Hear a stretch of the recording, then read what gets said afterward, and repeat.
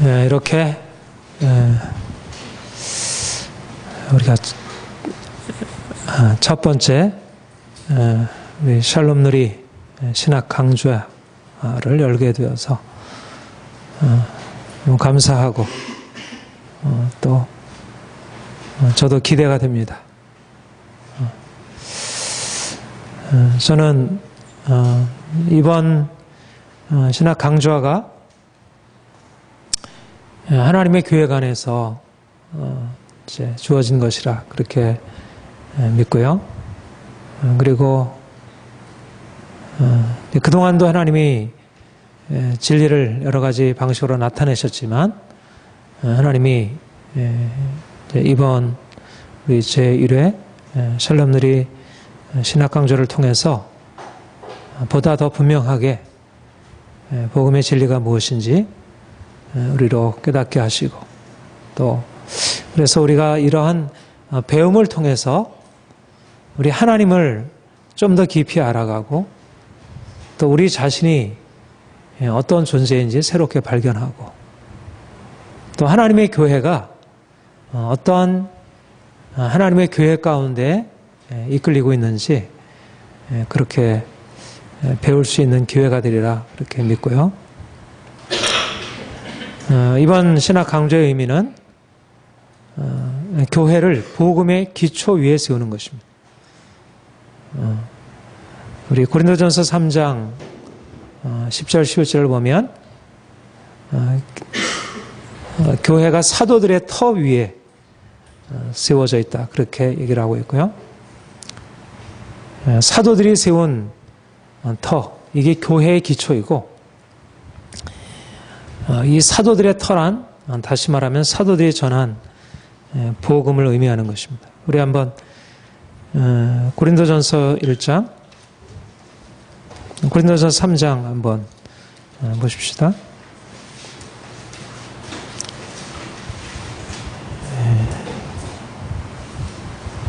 3장 10절 11절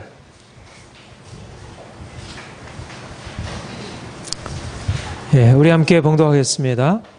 내게 주신 하나님의 은혜를 따라 네가 지혜로운 건축자와 같이 다른 이가 그 위에 세우나 그러나 각각 어떻게 그 위에 세울까를 조심할지니라. 이 닦아둔 것 외에 네게 다른 터를 닦아둘 자가 없으니 이 터는 곧 예수 그리스도라.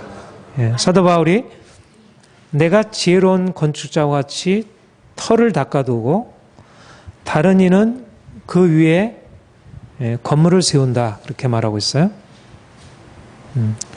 이 내가 닦아둔 이 터 말고 다른 터를 누구도 세울 수 없다.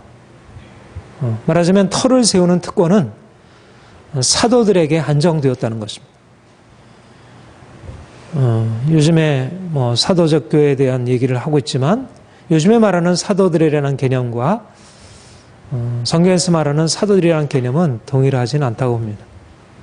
아무튼 중요한 것은 바울과 같은 사도들이 전한 복음의 터 위에 교회가 세워져야 그래야 그 교회가 진정한 그리스도의 교회가 되고 그 교회가 생명력 있는 그러니까 세상을 정말 변화시킬 수 있는 교회는 사도들이 전한 복음의 터 위에 세워진 교회다.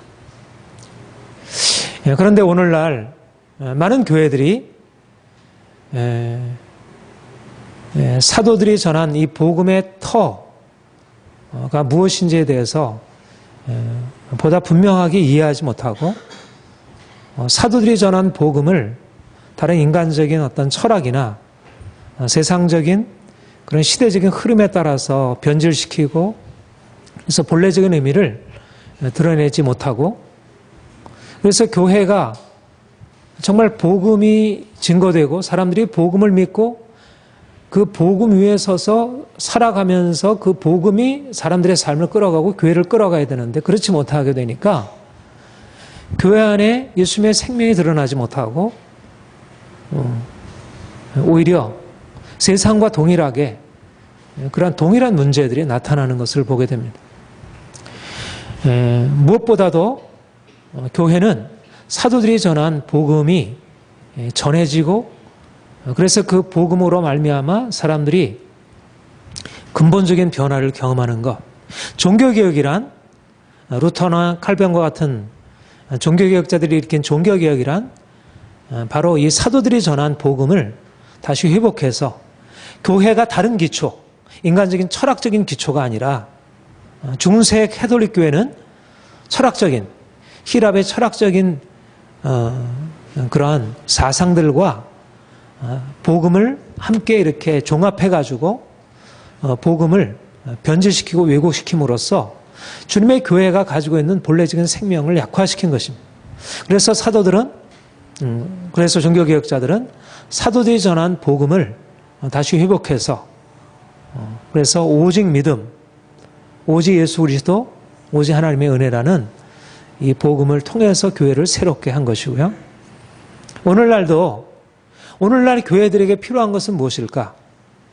여러 가지 많은 어떤 성장을 위한 많은 방법들이 나름대로 하나님이 주신 것일 수도 있지만, 그러나 무엇보다도 오늘날 이 시대에 많은 이제 도전과 시련 앞에 처해 있는 오늘날 교회가 필요한 것은 무엇보다 사도들이 전한 복음에 보다 분명한 깨달음을 가지고 그 복음 위에다 교회를 세워가는 것.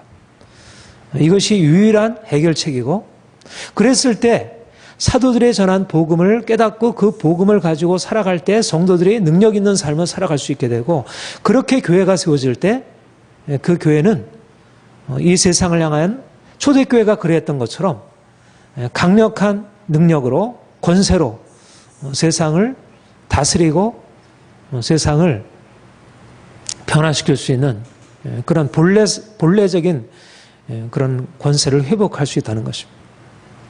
그러니까 어린아이부터 우리 청소년들, 청년들, 장년들, 노년에 이르기까지 동서고금을 막론하고 필요한 것은, 교회에 필요한 것은 복음의 진정한 회복이고, 그래서 복음이 실질적인 삶의 원리가 되고 능력이 되는 것.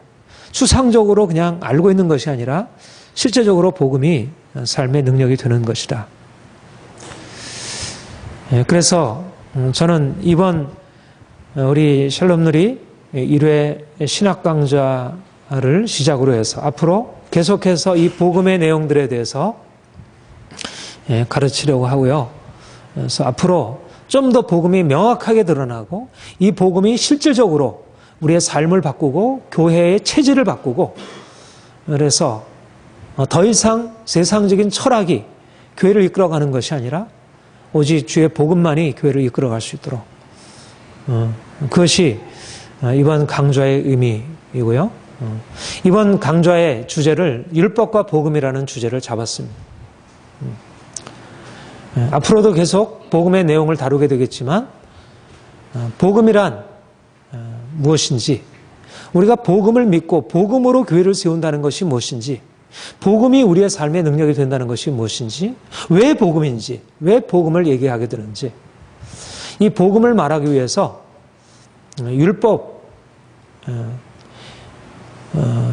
율법과 복음이 어떻게 상관되는지, 이 관계에 대한 이해가 아주 중요한 것입니다. 가장 어렵기도 하고요. 요즘에 이제 신약학회의 이슈 중에 제가 이제 박사학위 논문을 쓴 그 바울의 율법에 대한 그런 새로운 관점이 요즘 이제 신학학회의 아주 큰 이슈 중에 하나인데, 이건 종교개혁 당시의 신학적인 논쟁의 핵심도 사실 율법과 복음의 관계였고요. 그리고 오늘날도 이 이슈가 굉장히 중요한 이슈로 대두되고 있고 가장 어렵습니다. 사실 사도 바울의 복음 신학에 있어서 가장 어려운 것이 율법에 대한 이해입니다. 그리고 가장 해결하기 어려운 것. 그러니까 두 가지로 말할 수가 있는데요. 율법과 복음의 관계에 대해서 갈라디아서 같은 데는 아주 분명하게 복음은 율법과 다르다. 율법에 대해서 죽어야 한다. 율법으로부터 자유해야 한다는, 그러니까 율법은 옛 언약이고 우리가 율법에 의해서는 안 된다는, 율법에 대해서 굉장히 부정적인 그런 율법과 복음을 대조적으로 표현하고 있고요. 또 한편으로는 우리가 구약의 율법으로부터 시작해서 신약의 모든 복음에 이르기까지 또 간과할 수 없는 사실은 율법이 그렇다고 해서 폐기된 게 아니고 여전히 오늘날 그리스도인들에게도 여전히 중요한 의미를 가지고 우리가 그 율법을 배우고 율법을 따르고 율법을 귀히 여겨야 한다는, 우리가 구약을 부정하지 않잖아요. 예를 들면 시편 1편 여호와의 율법을 주야로 묵상하는 자가 복이 있다. 우리가 그것에 대해서 이거는 구약의 율법이니까 시편 1편의 말씀은 좀 이게 좀 다시 어떻게 해석을 해야지, 그렇게 뭐 생각하지 않고 그냥 그 말씀을 그대로 받아들이잖아요. 그렇죠? 그러니까 신약의 성도들이면서도 그럼 사도들은, 그럼 사도 바울은 어떻게 보았을까? 시편 1편과 같은 것에 대해서 그것을 우리가 이와 다르게 보았을까? 뭐 별로 그렇게 다르게 보지 않았다고 생각합니다. 그러니까 분명한 사실은 어떤 때는 율법에 대해서 굉장히 부정적으로 율법과 복음을 대조하면서 말하고 있고, 어떤 때는 율법과 복음이 같은 연속성상에서 복음은 율법을 성취하는 것으로, 그래서 이 율법과 복음의 관계가 어떻게 이해될 수 있는지, 이것이 바로 우리가 신약의 복음을 이해하는 데 있어서 아주 중요하고요. 이것은 단지 신학적인 문제만이 아니라 실질적으로 우리가 율법에 대해서 어떻게 이해하느냐가 실질적으로 우리의 신앙생활에 있어서 아주 큰 변화를 줄 수 있다는 것입니다. 그러니까 한쪽 측면, 율법과 복음을 이렇게 서로 대립적으로만 보기만 하면 그것도 신앙생활에 문제가 생기게 되고요. 또 율법과 복음을 이렇게 연속적으로만 보고 하나로 보게 되면 또 그것도 문제가 생기고, 그래서 양자를 이 두 가지 측면을 적절하게 이해를 해야 진정으로 우리가 복음을 따라 산다는 의미를 우리가 바로 이해할 수 있다는 것입니다. 그래서 우리가 이제 여러분들이 이미 복음을 통해서 예수를 믿었고 이제는 복음 안에서 보다 성숙한 신앙으로 자라길 원하잖아요. 보다 거룩한 삶으로 살아가기를 원하고, 그래서 어떻든 하나님 기뻐하시는 삶을 살길 원하는데, 그렇다면 우리가 복음을 따라 산다는 것이 모세 율법을 통해서 주어진 이 율법과 어떤 관계를 맺어야 하고, 또 갈라디아서와 같은 이런 율법에 대한 관점을 우리가 어떻게 이해해야 되는지, 또 이걸 실제적으로 우리의 삶에 어떻게 적용해야 하는지, 이제 중요하다는 것입니다. 그래서 우리가 이번에 이제 율법과 복음의 관계를 이제 다루게 되겠고요. 여러분들이 이번 강좌를 이해하는데 가장 중요한 것을 하나 말씀드리면, 어떻든 이 복음 진리는 사람의 생각이 아니고 성령께서 주신 것이고 사도들에게 성령으로 말미암아 계시하신 것이고, 그래서 우리가 우리의 인간적인 이성으로 알아들을 수 있는 게 아니고 우리 어떤 논리, 분명히 논리가 있습니다. 아주 굉장히 치밀한 논리가 있습니다. 그러니까 이렇게 왔다 갔다 하진 않아요. 굉장히 치밀한 논리가 있어요. 제가 그러니까 바울의 신학을 연구하면서 느끼게 되는 것은 아주 치밀한 논리가 있습니다. 이성적으로도 충분히 이렇게 어떻게 보면 설득할 수 있는 그런 논리가, 그러나 복음은 우리 인간적인 이성으로서 이해할 수 있는 그런 육체 지혜가 아니고 성령께서 그야말로 우리의 영으로만 이해할 수 있는 그런 영적인 진리를 나타내신 거기 때문에, 여러분들이 제가 이 강의를 하는 것도 그렇고 여러분들이 이 강의를 듣는 것도 그렇고 이것을 들을 때 성령께서 여러분들에게 계시해 주시도록 또 그런 마음을 가지고, 또 좀 더 갈망을 가지고 주님, 내가 좀 더 복음에 대해서 깊이 있게 깨닫게 알기 원합니다. 사실상 여러분들이 이제까지 저 설교를 통해서 여러 가지 많은 가르침들을 통해서 이 내용들에 대해서 전혀 들어보지 못한 것들이 아니고요, 또 많이 들어본 것이기도 하고, 그런데 이제 이렇게 한 5일 동안에 연속적으로 쭉 강의를 해나간다는 것은 그동안에 이렇게 단편적으로 들었고 이렇게 흩어져 있던 것들이 하나로 전체적으로 모아지는, 사실 이제 제가 조직신학을 하고 있는데 조직신학의 강점은 이렇게 하나하나 갈라디아서 강의 같은 걸 들으면 이 얘기는 또 이 얘기고 저 얘기는 이렇게 다 그냥 하나하나 이렇게 흩어져지잖아요.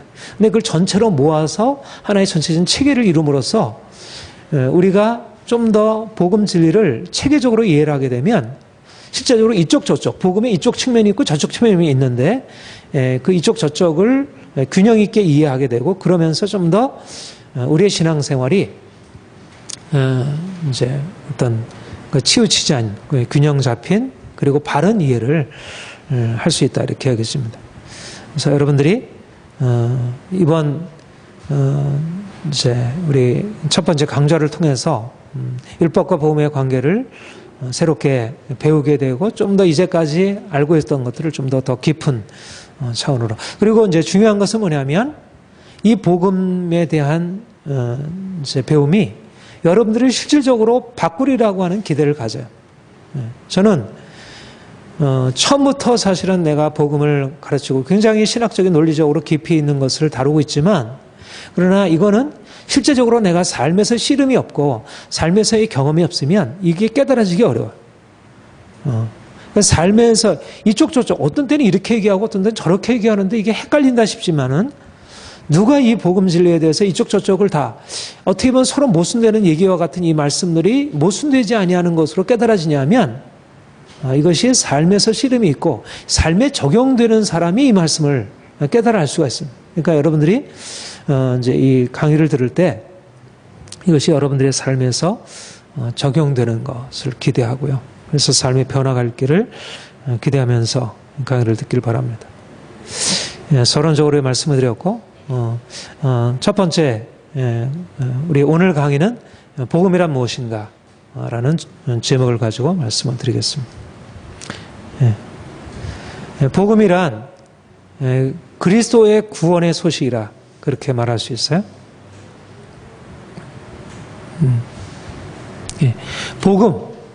복음이라는 게 좋은 소식이라는 말이잖아요. 복음, 복된 소식, 굿뉴스, 좋은 소식. 그러니까 이것을 듣는 사람들이 이게 야 좋다, 너무너무 좋다 이렇게 받아들여야겠죠. 그렇죠? 그러니까 왜 복음이 좋은 소식이냐면 그러니까 지금 암으로 막 고생해가지고 지금 죽느냐 사느냐 생사 기로에 있는 사람들에게 복음은 뭐겠어요? 네가 살 길이 있다. 좋은 의사가 있다. 이 암을 치료할 수 있는 그런 치료약이 개발이 됐대. 어느 병원에 가니까 그 병을 가지고 그 암으로 인해서 고생하던 사람들이 수술해가지고 낫대. 그게 복음이잖아요. 그렇죠? 그러니까 복음이라는 말은 어떻게 보면 굉장히 단순한 얘기예요. 좋은 소식이다. 누구에게 좋은 소식이냐. 그러니까 사실 우리는 너무 오랫동안 어떤 개념을 그냥 추상적인 개념으로만 갖고 있으니까 그 개념이 가지고 있는 본래적인 아주 단순한 의미로부터 분리된 채 생각을 하는. 그러니까 복음이라는 말은 그냥 복음, 뭐 성경이 복음 이런 게 아니고 복음이라는 말은 좋은 소식. 무엇이 좋은 소식이냐면 병든 사람, 고통을 당하고 있는 사람이 병이 나을 수 있는 그런 길이 열렸다는 거예요. 그러니까 말하자면 무슨 문제입니까? 좋은 소식이 뭐예요? 그리스도께서 구원자이시다. 그리스도 안에 구원이 맺다. 구원이 나타났다. 무슨 구원? 지금 죽게 되었다는 거예요. 우리의 죄로 인해서 죽음, 인생의 고통 가운데 있는 거예요. 내가 저주 아래 있고 내가 절망 가운데 있고 아무리 했어도 뭔가 문제가 해결이 안 되고 병들고 마음은 아프고 고통스럽고 그런 사람들에게 주님께서 오셔서 네가 지금 고통스러워하고 네가 간절히 거기서 벗어나기를 원하는 그러한 일이 이제 주어지게 되었다. 너는 더 이상 이제 고통 가운데 있지 않아. 너는 그렇게 이제 절망해가지고 언제로 죽을 날이 내게 오나. 그런 것을 그냥 절망적으로 기다릴 필요가 없다. 이제는 변화가 너의 삶에 이제 구원이 나타나게 되었다. 그리스도, 예수 그리스도께서 구원자이시다. 그분의 십자가, 그분의 부활이 이제 우리의 고통스러운 우리의 공경, 우리 인간의 이 공경으로부터 그분의 십자가 부활을 믿음으로 말미암아 우리가 이제 우리가 거기서 벗어나서 자유를 얻게 되었다. 이것이 바로 복음이죠. 그런데 이 복음을 오늘 여러분들에게 오늘 강의를 하려고 하는 것은 이제 두 가지 측면에서 이 복음을 말씀을 드리려고 합니다. 하나는 이스라엘 백성들이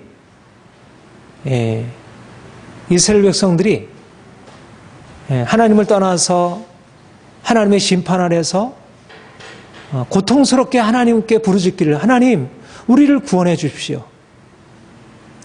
그런데 선지자를 통해서 하나님께서 너희가 이제 그 원하는 그 구원이 나타날 것이다. 첫 번째 구약 선지자들의 예언.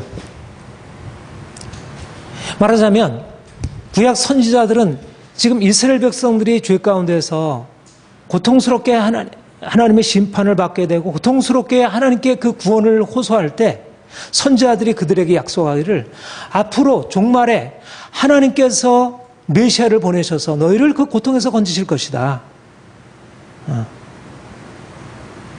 그러한 약속을 했고 그리고 예수께서 그 선지자들의 예언하신 대로 오셔서 고통받는 이스라엘을 그 죄로 인한 하나님의 심판으로부터 건져주시는 그 구원, 이것이 바로 첫 번째 복음에서 말하는, 우리가 말하는 금방 얘기했던 예수님의 십자가로 말미암아 죄 가운데 있던 사람이 죄 사함 받고 이제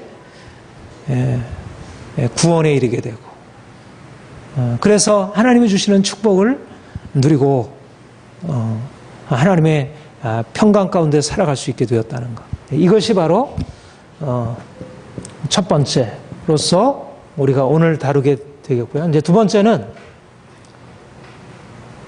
그러니까 이 점에서 보자면 복음에서 말하는 구원이에요. 그러니까 복음은 구원의 소식이에요. 근데 예수 그리스도의 구원의 소식인데 복음에서 말하는 구원의 소식이 구약 선지자들이 예언하고 구약의 이스라엘 백성들이 소망하던 그런 구원, 죄와 심판에서부터의 구원이라는 그런 구원을 예수께서 가지고 오셨다는 것.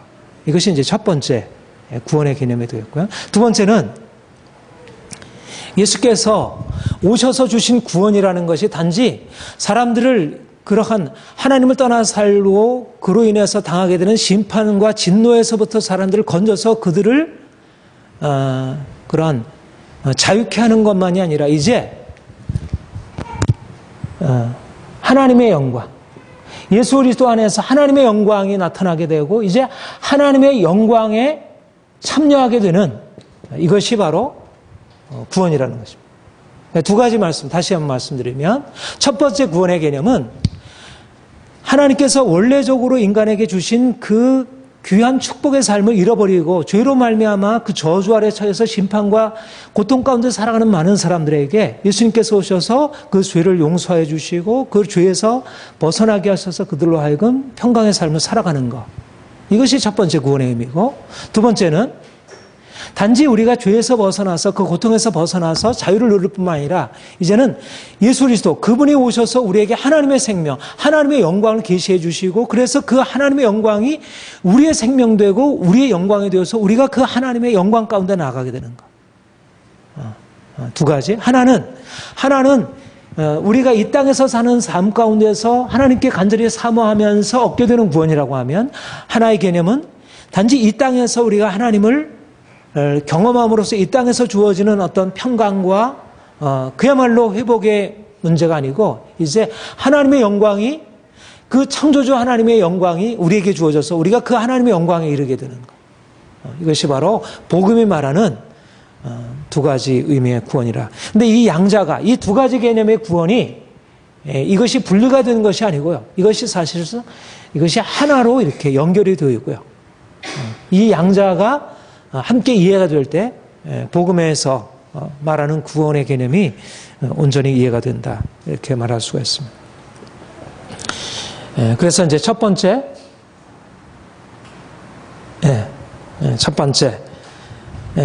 구원의 예언의 성취로서의 복음에 대해서 살펴보도록 하겠습니다. 이제 구원의 예언을, 구약의 예언을 성취한다. 복음이 구약의 예언을 성취한다는 것인데 그 의미는 무엇인가? 복음이란 그러니까 구원의 소식.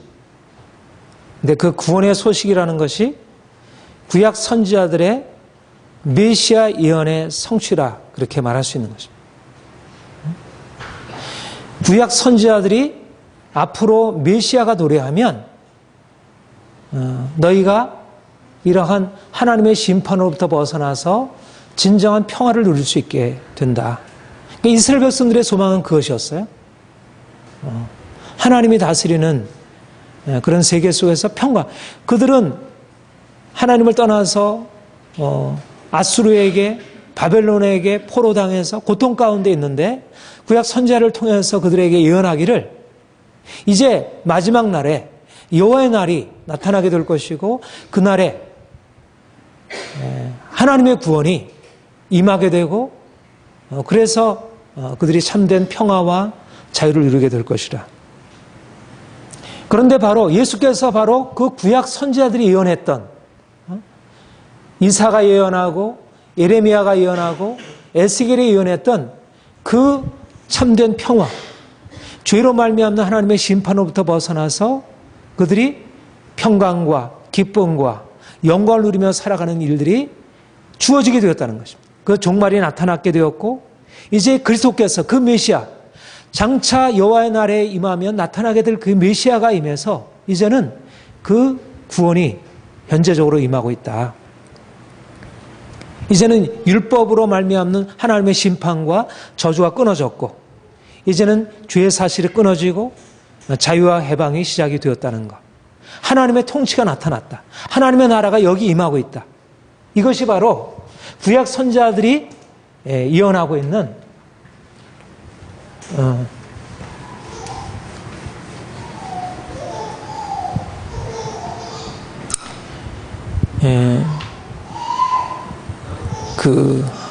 이제 구원이고 바로 복음이 그 구약 예언을 성취하고 있음을 말하고 있다는 거죠. 우리 한번 여기 이제 그 들어가기 앞서서 이제 우리 그 신명기를 한번 보겠습니다. 신명기 30장. 제가 PPT에는 안 넣었는데요. 신명기 30장을 한번 읽고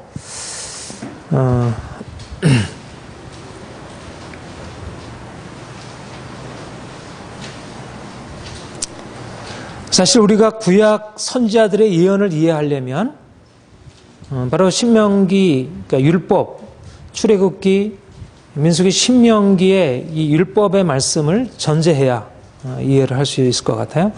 자, 30장 15절부터 20절까지 우리 한번 같이 읽겠습니다. 시작. 보라 내가 오늘 생명과 복과 사망과 허를 내 앞에 두었나니 곧 내가 오늘 내게 명령하여 내 하나님 여호와를 사랑하고 그 모든 길로 행하며 그의 명령과 규례와 법도를 지키라 하는 것이라. 그리하면 내가 생존하며 번성할 것이요 또 내 하나님 여호와께서 내가 가서 차지할 땅에서 내게 복을 주실 것임이라. 그러나 내가 만일 마음을 돌이켜 듣지 아니하고 유혹을 받아 다른 신들에게 절하고 그를 섬기면 내가 오늘 너희에게 선언하노니 너희가 반드시 망할 것이요 너희가 요단을 건너가서 차지할 땅에서 너희 날이 길지 못할 것이라. 내가 오늘 하늘과 땅을 불러 너희에게 증거를 삼노라. 내가 생명과 사망과 복과 저주를 내 앞에 두었은즉 너와 네 자손이 살기 위하여 생명을 택하고 내 하나님 여호와를 사랑하고 그의 말씀을 청종하며 또 그를 의지하라. 그는 내 생명이시요 내 장수이시니 여호와께서 내 조상 아브라함과 이삭과 야곱의 주리라고 맹세하신 땅에 내가 거주하리라. 이것이 바로 이스라엘 백성들이 하나님과 맺은 언약의 핵심을 말하고 있습니다. 하나님은 이스라엘 백성들에게 내가 너희에게 젖과 꿀이는 땅, 가나안 땅에 너희를 인도해서 그 땅에서 너희로 생명과 복을 누리게 하기를 원한다. 그런데 너희가 생명과 복을 누리려면 내가 너희에게 명한 이 율법의 말씀들을 청종하고 그 율법을 따라 행하는 것, 이것이 중요하다. 너희가 만일 그 율법의 말씀을 청종하고 그 말씀대로 행하게 되면 생명과 복을 누리게 될 것이지만 너희가 율법을 마음을 돌이켜서 듣지 아니하고 유월받아 다른 신들에게 절하고 율법을 거스려 행하게 되면 내가 너에게 선언하니 반드시 망할 것이다. 그러니까 이스라엘 백성들에게 하나님께서 주신 것은 이제 그들이 하나님의 백성이 되어서 그들이 약속하신 그 약속의 땅에 들어가서 하나님이 주시는 축복과 행복을 누리고 살아가는 것. 그것이 하나님의 계획이었지만 만약 그들이 불순종하여 다른 신들을 섬기고 이방의 길로 행하게 되면 그들은 심판을 받게 되고 반드시 멸망하게 될 것이라 이렇게 이제 선언을 했습니다. 그런데 이스라엘 백성들이 바로 요 신명기가 가나안 땅에 들어가기 전에 모세를 통해서 주신 바 말씀이잖아요. 근데 이스라엘 백성들이 가나안 땅에 이제 하나님의 은혜로 들어가서 그들이 어떻게 행했죠? 그 말씀대로 행하고 그 안에서 하나님께 순종해서 복을 누린 것이 아니라 그들이 불순종함으로 끊임없이 하나님의 심판을 자초하게 되고 사사시대가 그러하고 그다음에 왕정시대 남유다와 북이스라엘이 나뉘어지게 되고 북이스라엘이 아수르에게 멸망을 당해서 포로 생활하게 되고 남유다도 동일하게 하나님의 거스를 행함으로 그들이 심판을 받아서 바벨론의 포로가 되어서 생활을 하게 되는 이러한 말하자면 신명기 30장의 말씀, 신명기 전체에서 말씀하신 대로 그들이 하나님의 말씀에 순종하게 되면 그들이 가나안 땅에서 하나님 축복을 받아 영원토록 장숙해 될 것이지만 그들이 불순종하게 되면 심판을 받게 되리라고 하는 그 말씀을 대로 그들이 불순종함으로 심판을 받아서 멸망을 당하게 된 것이죠. 바로 그 가운데서 이제 선지자들이 나타나서 너희가 왜 이렇게 심판을 받아서 너희가 왜 고통을 당하고 있느냐. 바로 율법에서 말씀한 대로 신명기에서 말씀한 대로 너희가 하나님의 말씀에 불순종함으로 하나님이 약속하신 땅에서 그 축복을 누리는 것이 아니라 이렇게 심판을 받아서 고통을 당하고 있는 것이다. 그래서 너희가 이제 돌이켜 하나님께로 돌이켜 말씀을 순종하고 그 뜻대로 행하라. 그러니까 사실은 신명기 30장의 말씀대로 너희가 돌이켜서 하나님께 순종하면 다시 복을 받게 되리라고 하는 그 말씀도 전하고 있어요. 그렇죠? 이사야서 1장 같은 데 보면 너희가 순종에 돌이키면 다시 너희가 회복되리라는 말씀도 하고 있어요. 그런데 논조가 너희가 순종하면 다시 가나안 땅에 들어가서 복을 누리게 되리라 그렇게 말씀하는 것만이 아니고 그들에게 무슨 말씀을 하냐면 마지막 날에 하나님이 큰 구원을 베풀 것이다. 그러니까 순종하면 다시 돌이켜서 너희가 가나안 땅의 축복을 다시 회복할 것이다 그렇게 말씀하는 것이 아니라 너희에게 이제 내가 새로운 계획을 말씀한다. 바로 너희를 위하여 하나님이 마치 너희가 애굽에서 건져 나올 때 너희를 위해서 구원을 베푼 것처럼 내가 너희를 위해서 새로운 구원을 예비해 놓고 있다. 그것이 바로 그들을 위한 장차 나타날 종말에 나타날 하나님의 구원의 약속이었고 그 구원의 약속이 바로 예수 그리스도께서 오심으로 성취된 것입니다. 그러니까 예수 그리스도의 오심은 바로 율법에서 말씀하신 생명과 복에 관한 말씀 그리고 그것에 대한 불순종으로 말미암아 이방의 종로로 타게 되고 멸망을 받게 된 그 사건 그 상황 속에서 이스라엘 선지자들이 너희가 이제 다시 돌아가서 복을 누리게 될 것이다 그렇게 말씀할 때 거기에 무엇을 말씀하냐면 이제 너희를 위하여서 내가 한 계획을 말씀한다. 거기에 예수 그리스도의 구원의 계획을 말씀한 것입니다. 우리가 이제 뭐 구약의 많은 선지서들의 말씀들이 예수 그리스도의 예언에 관한 말씀이지만 특별히 이사야 40장 1절부터 보게 되면 우리 40장 1절 2절 한번 같이 보겠습니다. 이사야 40장 1절 2절 같이 시작. 너희 하나님이 이르시되 너희는 위로하라 내 백성을 위로하라 너는 예루살렘의 마음에 닿도록 말하며 그것에게 외치라. 그 노예의 때가 끝났고 그 죄악의 사함을 받았니라. 그의 모든 죄가 말미암아 여호와의 손에서 벌을 배나 받았니라 할지니라 하시니라. 너희는 위로하라 내 백성을 위로하라. 너희는 예루살렘의 마음에 닿도록 말하며 그것을 외치라. 그 노역의 때가 끝났고 그 죄악이 사함을 받았니라. 그리고 이제 광야에서 여호와의 길을 예비하라. 우리 하나님의 대로를 평탄케 하라. 이것이 바로 예수 그리스도에 관한 예언으로 이제 세례요한을 통해서 얘기가 되었었죠. 그리고 9절, 10절, 11절 우리 같이 읽겠습니다. 시작. 아름다운 소식을 시온에 전하는 자여 너는 높은 산에 오르라. 아름다운 소식을 예루살렘에 전하는 자여 너는 힘써 소리를 높이라. 두려워 말고 소리를 높여 유다의 성읍들에게 이르기를 너희 하나님을 보라. 보라 주 여호와께서 장차 강한 자로 임하실 것이요 친히 그의 팔로 다스리실 것이라. 보라 상급이 그에게 있고 보응이 그의 앞에 있으며 그는 목자같이 양떼를 먹으시며 어린 양을 그 팔로 모아 품에 안으시며 젖먹이를 암컷들을 온전히 하시리라. 여기 보면 9절에 아름다운 소식을 시온에 전하는 자여, 이 아름다운 소식이라는 말이 바로 복음이라는 말인 것이죠. 신약에서 복음이라는 말을 쓸 때 그 복음이라는 말의 근원이 바로 이 아름다운 소식이라는 말입니다. 그러니까는 구약 이사야 선지자가 장차 아름다운 소식을 시온에 전하는 자가 나타나서 높은 산에 올라 이들에게 아름다운 소식을 전하기를 두려워 말고 소리 높여 하나님을 보라. 보라 주 여호와께서 장차 강한 자로 임하실 것이요 친히 그들로 다스릴 것이라. 하나님께서 이제 임하셔서 죄로 말미암아 이제 노역을 행하고 있고 고통을 당하고 있는 이스라엘 백성들을 위하여 놀라운 구원을 베푸시고 그들을 그 강한 권세로 건져내실 것이다. 이제 하나님의 통치가, 능력의 통치가 나타날 것이다. 이제는 더 이상 슬퍼하지 말고 내 백성을 위로해라. 이제는 구원이 임했고 이제는 더 이상 슬픔과 괴로움의 때가 끝났기 때문에 중요한 것은 뭐냐면 여기서 보면 하나님이 임하신다.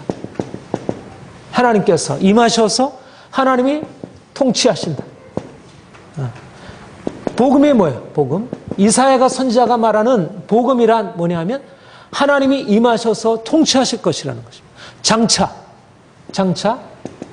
지금은 노예 생활이고 지금은 종살이 하고 있는데 장차 하나님이 임하셔서 그의 통치를 나타내시고 이 구원이 임하게 될 것이다. 이제 죄사함이 임하고 이제 모든 죄로 말미암는 그 노역의 때가 끝나고 이제 하나님의 통치 아래서 그들이 기뻐하고 자유함 가운데 살아갈 수 있는 그날이 열리게 될 것이다. 바로 이것이 예수께서 오셔서 행하신 일이라는 거예요. 하나님께서 통치하신다. 하나님이 통치하시는데 누가 그들을 고통 가운데 그냥 두게 하시겠어요? 이것이 바로 하나님의 구원이 장차 임하게 될 구원에 관한 소식을 말씀하고 있습니다. 그 다음에 이사야서 52장 여기서도 동일하게 52장 7절부터 10절 우리 같이 읽겠습니다. 시작. 좋은 소식을 전하며 평화를 공포하며 복된 좋은 소식을 가져오며 구원을 공포하며 시온을 향하여 이르기를 내 하나님이 통치하신다는 자의 산을 넘는 발이 어찌 그리 아름다운가. 내 파수꾼의 소리로다. 그들이 소리를 높여 일제히 노래하니 이는 여호와께서 시온으로 돌아오실 때 그들의 눈이 마주 보리로다. 너 예루살렘의 황폐한 곳들아 기쁜 소리를 내어 함께 노래할지어다. 이는 여호와께서 그의 백성을 위로하셨고 예루살렘을 구원하셨습니다. 여호와께서 열방의 목전에서 그 거룩한 팔을 나타내셨으므로 땅끝까지도 우리 하나님의 구원을 보았도다. 지금 파수꾼이 외치는 소리, 지금 파수꾼이 바로 어떤 소식을, 좋은 소식, 평화의 소식, 복된 소식, 시온을 향하여 무슨 소리를 외치고 있죠? 네 하나님이 통치하신다. 말하자면 예루살렘이 지금 황폐해서 이방 나라에 의해서 지금 고통을 당하고 지금 황폐케 되고 지금 절망 속에 빠져 있는데 온통 다 그야말로 하나님의 심판 아래서 이방에 와서 짓밟고 모든 땅이 황무케 되었는데 이제 그 황무케 된 땅에 하나님의 통치자로 오셔서 왕으로 나타나셔서 그 황무케 땅을 향하여 이제 내가 너희를 회복하리라 말씀하시고 이제 구원이 임하고 있다는 거예요. 평화가 이제까지 그 찢겨진 평화, 사라진 평화가 다시 회복되고 있다는 것입니다. 바로 이 하나님께서 직접 오셔서 그 구원을 행하실 것이다. 말하자면 여기에 말하자면 이스라엘 백성들이 애굽에 종살이하고 있을 때 모세를 보내셔서 그들을 향하여 이제 그들을 고통받는 그 종살이에서 그들을 건져내시고 자유케 하시는 그 구원이 나타났던 것처럼 이제 마지막 날에 하나님께서 친히 임하셔서 황폐케 된 땅에 임하셔서 구원을 베풀 것이다. 그것을 바로 아름다운 소식을 시온에 전하는 자, 이 복음이 전해지고, 복음이란 무엇이냐? 고통받는 이스라엘 가운데 황폐케 된 땅에 이제 하나님이 나타나셔서 그의 통치를 나타내시고 그들을 구원으로 인도하시고 그들을 평화로 인도하실 것이라는 이 소식이 바로 복음이라는 것입니다. 바로 이 아름다운 소식, 이 52장 7절의 말씀이 로마서 10장에서 인용이 되고 있죠. 아름다운 소식을 전하는 바에 아름다운. 누가 보내심을 받지 않았으면 어떻게 복음을 전파리요 하면서 이 본문을 인용하고 있어요. 그러니까 복음이라고 하는 것이 바로 이사야 선지자들의 예언의 성취임을 말하고 있습니다. 그다음에 이사야서 61장 1절 3절 우리가 잘 아는 말씀이죠. 자, 함께 읽겠습니다. 시작. 주의 영이 내게 이는 여호와께서 내게 기름을 부으사 가난한 자에게 아름다운 소식을 전하게 하려 하심이라. 나를 보내사 마음이 상한 자를 고치며 포로된 자에게 자유를 갇힌 자에게 노임을 선포하며 여호와의 은혜의 해와 우리 하나님의 보복의 날을 선포하여 모든 슬픈 자를 위로하되 무릇 시온에서 슬퍼하는 자에게 화관을 주어 그 죄를 대신하며 기쁨의 기름으로 그 슬픔을 대신하며 찬성의 옷으로 그 근심을 대신하시고 그들이 의의 나무 곧 여호와께서 심으신 그 영광을 나타낼 자라 이끌음을 받게 하셨던 것이라. 그 다음에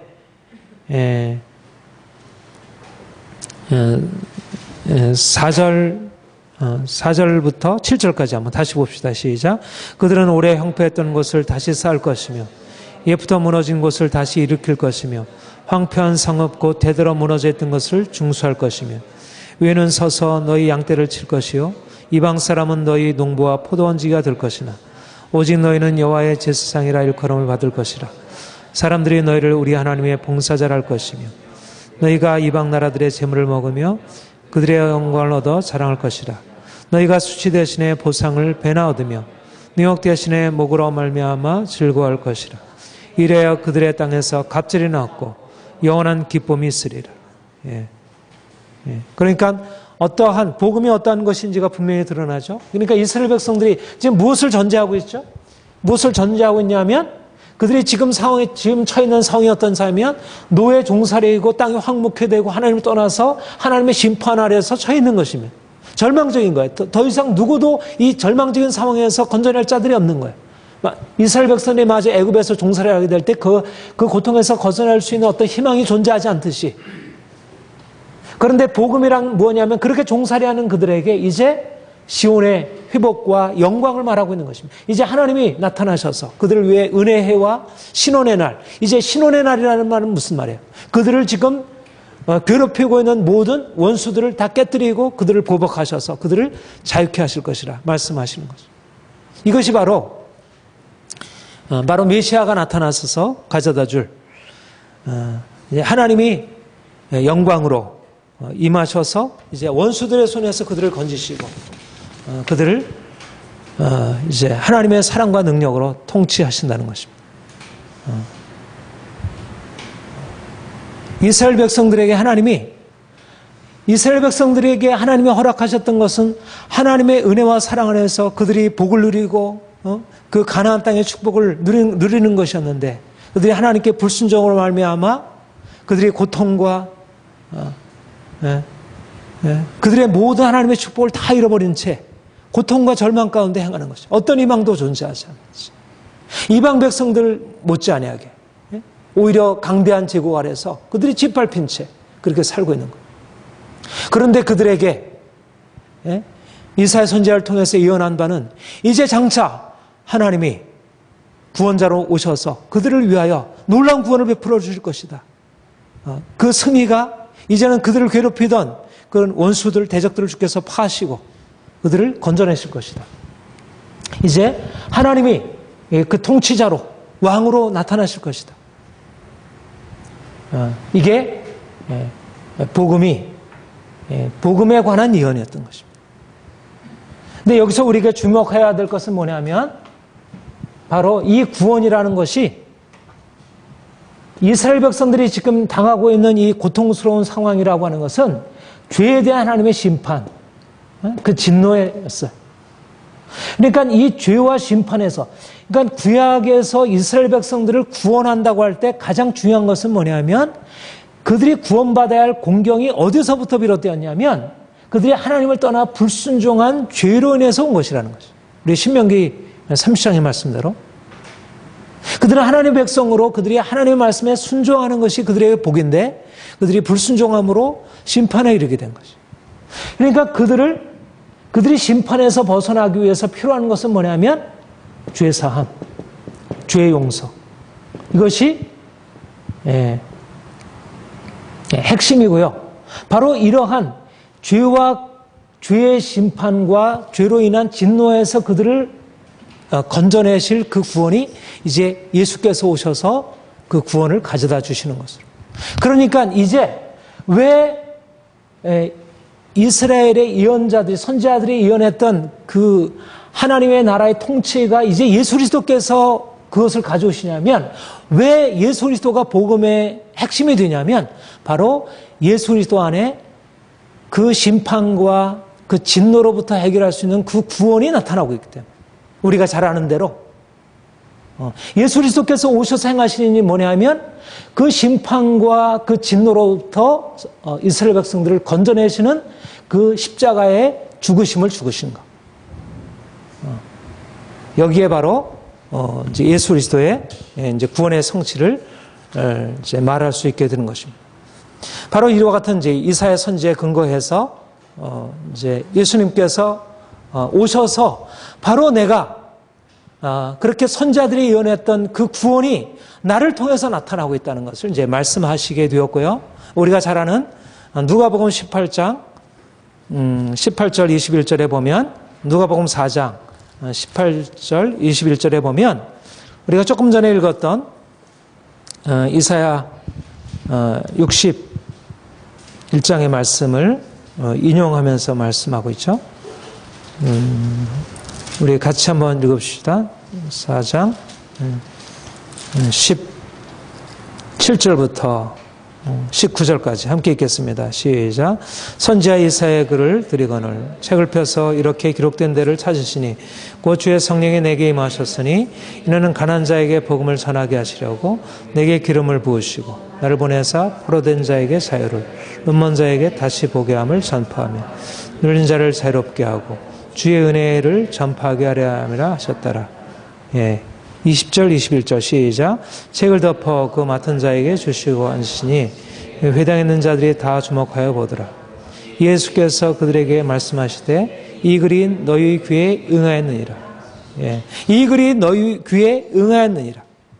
바로 이사야 61장에서 말씀하고 있는 가난한 자에게 복음을 전하게 하시고 포로된 자를 자유케 하시고 눈먼 자를 보게 하고 눌린 자를 자유롭게 하고 은혜를 전파케 하리라고 하는 메시아가 나타나서, 기름 부은 자 메시아가 나타나서 베풀 그 구원의 사실들이 바로 오늘 너희에게 임하였느니라.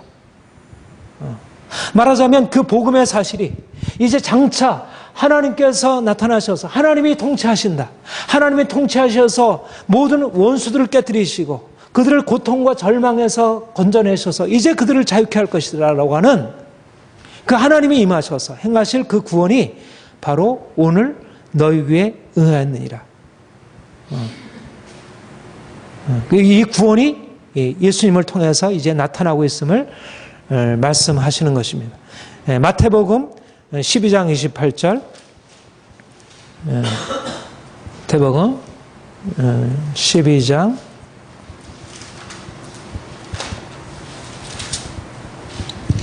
28절, 25절부터 28절 우리 한번 같이 29절까지 함께 읽겠습니다. 시작. 예수께서 그들의 생각을 아시고 이르시되 스스로 분장하는 나라마다 황폐해질 것이요 스스로 서지 못하리라. 만일 사단이 사단을 쫓아내면 스스로 분쟁하는 것이니 그러고서야 어떻게 그 나라가 서겠느냐. 또 내가 바알세불을 힘입어 귀신을 쫓아내면 너희 아들들은 누구를 힘입어 쫓아내느냐. 그러므로 그들의 너희의 재판관이 되리라. 그러나 내가 하나님의 성령을 힘입어 귀신을 쫓아내는 것이면 하나님의 나라가 이미 너희에게 임한 것이니라. 사람이 먼저 강한 자를 결박지 않고서야 어떻게 그 강한 자의 집에 들어가 그 세계를 강탈하겠느냐. 결박한 후에야 그 집을 강탈하느냐. 예.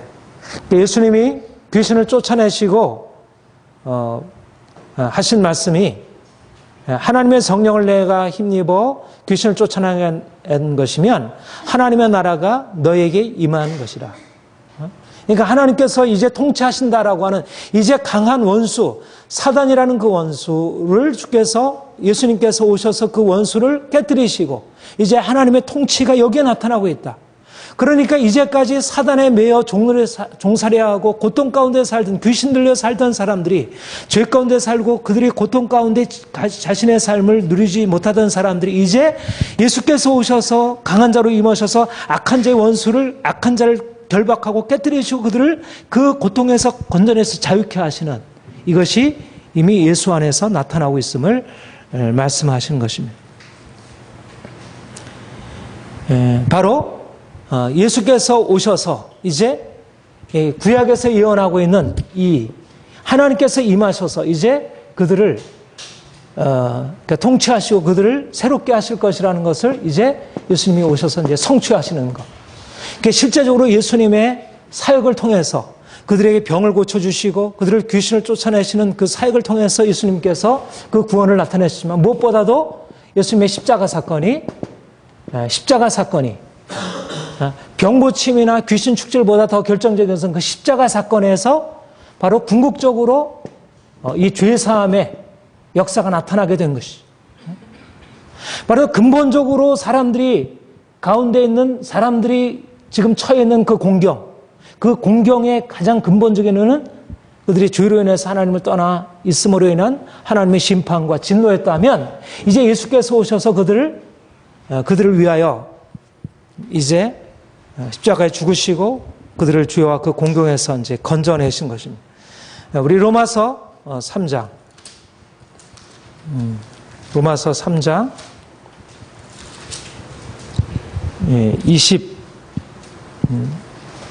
21절부터 25절까지.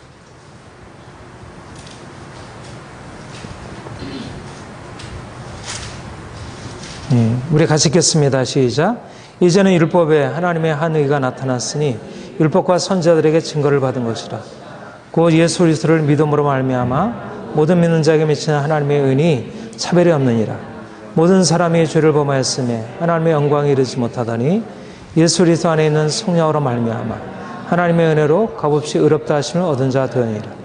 이 예수를 하나님이 그의 피로써 믿음으로 말미암는 화목제물로 세우셨으니 이는 하나님께서 길이 참으시는 중에 전에 지은 죄를 강구하심으로 자기의 의로우심을 나타내시려 하심. 거기까지요. 예수께서 오셔서 그의 피로써 화목제물로 자신의 피로써 전에 지은 죄를 이제 예수 그리스도의 피로써 사하심으로 그들을 의롭다 하셨다는 것. 이제 예수 그리스도 안에서 하나님의 구원이 나타나게 되었고 이전에 율법에서 얻지 못했던 구원이 이제 예수 그리스도의 십자가 사건을 통해서 주어지게 되었다는 것을 말씀하고 있어요. 고린도 후서 5장 17절. 고린도 후서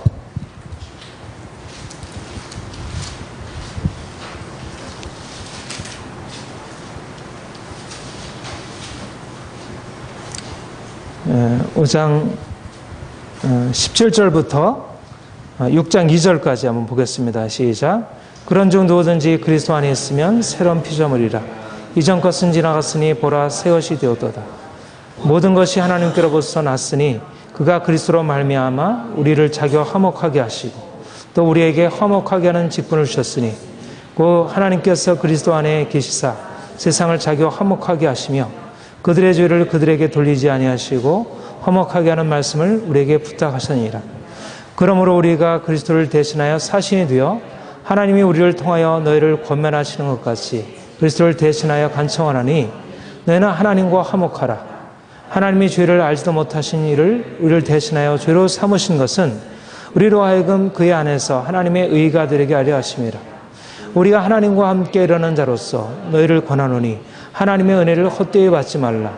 일시되 내가 은혜 베풀 때에 너를 듣고 구원의 날에 너를 도왔다 했으니 보라 지금은 은혜 받을 만한 때요 보라 지금은 구원의 날이로다. 예.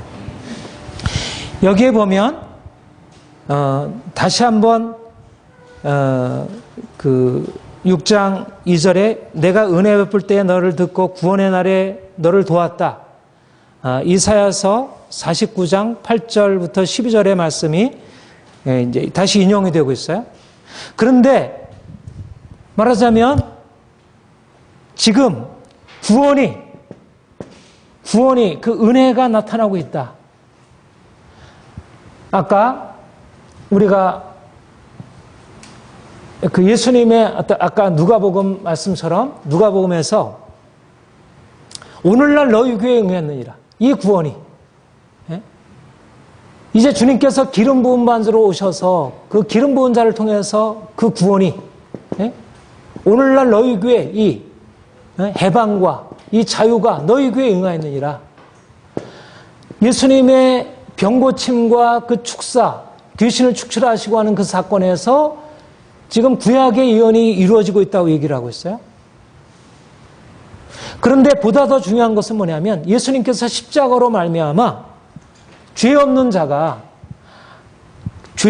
우리를 위하여 그를 죄로 삼으심으로 우리로 그로 하여금 하나님의 의가 되게 하십니다. 하나님의 의가 되게 하십니다. 말하자면 여기서 뭐냐면 핵심은 뭐냐면 우리가 이전에 죄로 말미암아 하나님의 심판이 있었는데 이제 예수님의 십자가로 말미암아 이제 하나님과 화목하게 되었고 하나님의 의가 되었다. 그래서 바로 그 하나님의 의가 되었다고 하는 말은 우리 안에 이제 죄 사함의 은총,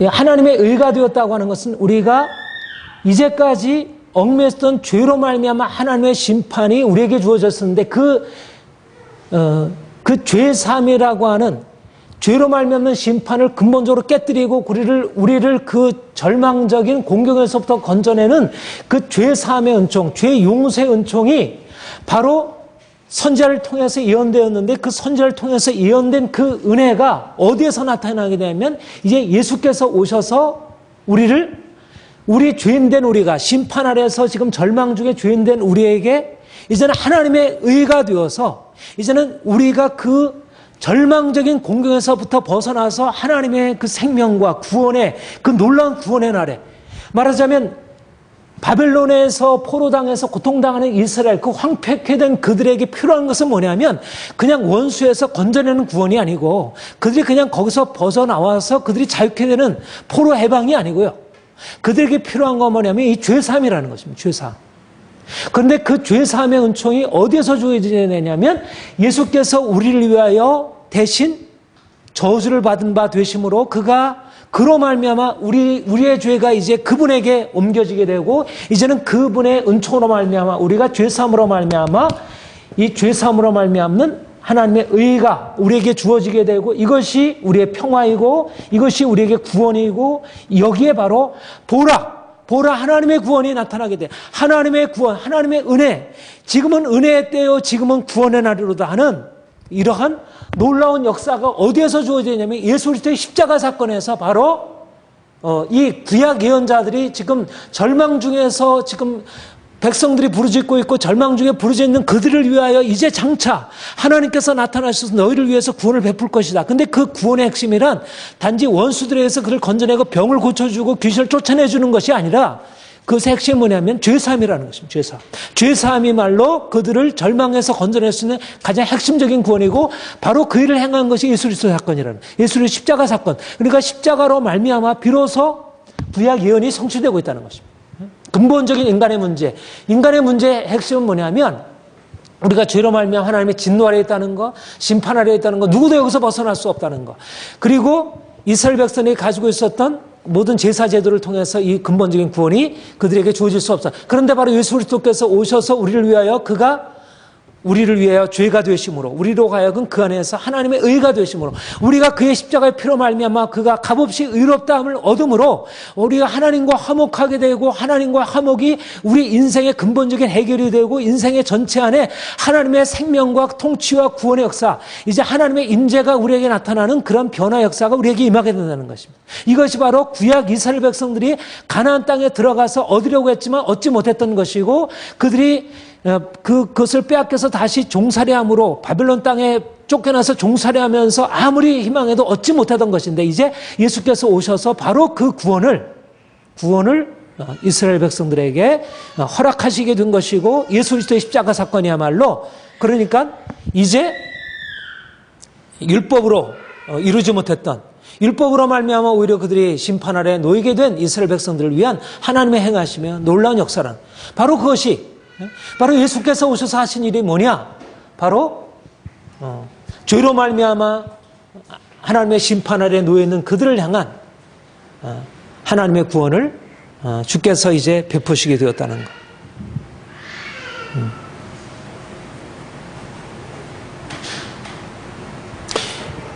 것. 여러분, 우리가 이 죄사함이라는 것이 말이죠, 죄사함이라는 게 그렇게 단순한 것이 아닙니다. 이 죄사함이라는 것 안에 결정적인 열쇠가 있는 것입니다. 죄사함이라는 것 안에 아주 결정적인 열쇠가 있고, 말하자면 그 죄사함이라는 것이야말로 우리의 구원의 총체를 그 안에 담고 있는 것입니다. 총체를 담고 있고, 그로 말미암아 우리 인생에 엄청난 하나님의 은혜가 열려지게 되는 거예요.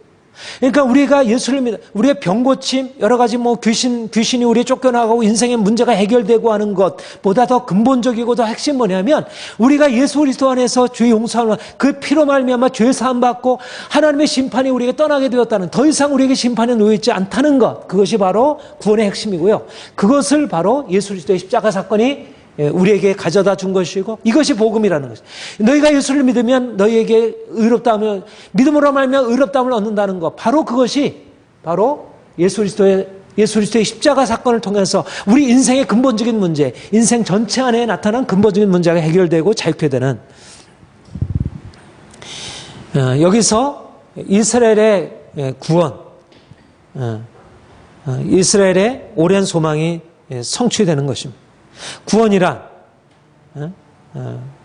구원이란 바로 죄로 인해서 심판과 저주 아래 있던 하나님의 백성들이 그리스도의 대속적인 죽음으로 인해서 용서받고 이 심판과 저주에서 해방되고 고통과 슬픔에서 벗어나서 위로받고 그 사랑의 통치 아래서 기뻐하고 축복을 누리는 것을 의미합니다.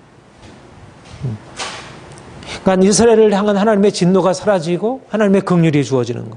우리 한번 누가복음 찾아보겠습니다. 우리 사가랴의 그 세례 요한에 대한 그런 찬송 속에 어떻게 예수 그리스도의 오심 안에서 이스라엘 백성들의 오래된 소망이 이루어지고 있는지를 말씀하고 있는데요. 누가복음 1장 68절부터 71절, 75절까지 시작. 찬송하리로다. 주 이스라엘 하나님이여 그 백성을 돌보사 속량하시며 우리를 위하여 구원의 뿔을 그 종 다윗의 집에 일으키셨으니, 이것은 주께서 예로부터 거룩한 선자의 입으로 말씀하신 바와 같이 우리 원수에게서와 우리를 미워하는 모든 자의 손에서 구원하신 일이라. 우리 조상을 긍휼히 여기시며 그 거룩한 언약을 기억하셨으니 그 우리 조상 아브라함에게 하신 맹세라. 우리가 원수의 손에서 건지심을 입고 종신토록 주의 앞에서 성결과 의로 두려움 없이 섬기게 하리라 하셨도다. 예. 여기에 보면 주께서 거룩한 선자의 입으로 말씀하신 바 원수와 미워하는 자에서 건지시는 것이고요. 언약을 기억하는 것이다. 근데 우리가 여기서 주목할 것이 뭐냐면 77절부터 79절 한번 같이 읽겠습니다. 시작. 주의 백성에게 그 주의 사함으로 말미암는 구원을 알게 하시리니 이는 우리의 하나님의 긍휼로 인함이라. 이로써 돋는 해가 위로부터 우리에게 임하여 어둠과 죽음에 그는 앉은 자들에게 비치고 우리의 발을 평강의 길로 인도하시리로다. 아멘. 죄의 사함으로 말미암는 구원, 하나님의 긍휼. 하나님의 긍휼은 어떤 거냐면 죄로 말미암아 심판과 진노 아래 있는 자들을 향한 하나님의 긍휼이에요. 근데 그들에게 주어지는 것은 뭐냐면 죄의 사함을 통해서 그 심판과 진노에서 건져내는 것이고, 바로 그로 말미암아 그들이 평강의 길로 인도함을 받게 되는. 근데 바로 이것을 예수께서 행하신 것입니다. 근본적인 것은 그러니까 구원이라는 개념은 근본적으로 거룩하신 하나님 앞에서 거룩하신 하나님을 떠나게 되었고 그로 말미암아 심판하게 처해 있게 되었다는 것입니다. 그런데 바로 예수님의 십자가 사건이 하나님과의 관계를 회복하게 하고, 그리고 그 심판과 진노에서 벗어나서 이제 하나님이 주시는 평강을 누리며 살게 하셨다는 것. 이것이 바로 예수 그리스도 안에서 나타난 것입니다. 그런데 사가랴는 바로 이스라엘 백성들을 향해서 하나님께서 예수를 통하여 이런 구원을 베푸실 것을 말씀하고 있는데, 실제적으로 예수님의 십자가에 죽으시고 예수님의 십자가의 복음이 증거되었을 때 이스라엘 백성들이 어떻게 했죠? 오히려 거절하고 오히려 이방인들이 거기에 대해서 받아들이게 되었어요. 로마서 10장 16절 한번 찾아봅시다. 로마서 10장 16절 21절.